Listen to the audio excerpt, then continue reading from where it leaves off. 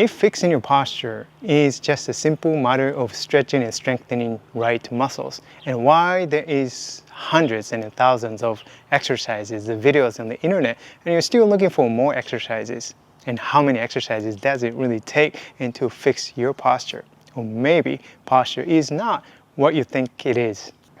Commonly, posture is viewed from a structural view.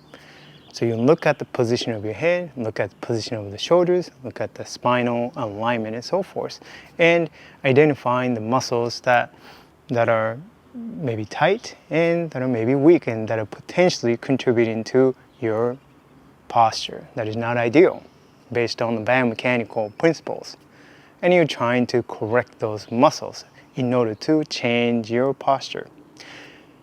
And posture is also, and it can be viewed from a functional perspective and from a perspective of brain and the nervous system. And this is the perspective that I'd like to share. So posture is actually a reflection of your habitual movement patterns, or your daily activities, your routines, and your lifestyle, which is all habits. And posture is also a reflection of your emotional state.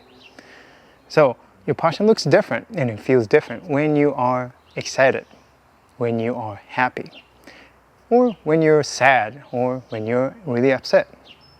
You can really see a difference in your body posture as well as in your feeling and how you feel in your body in a very different state of your mind. So you can see how emotional state really influences your posture. That is also a reflection.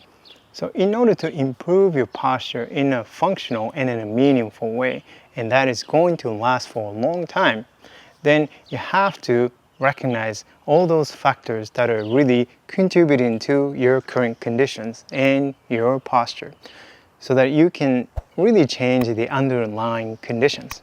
And in my next videos, and I'm going to show you how you can retrain your nervous system, your brain, and your movement patterns, your habitual movement patterns, in order to improve your posture in a functional way. And that is going to last for a long time.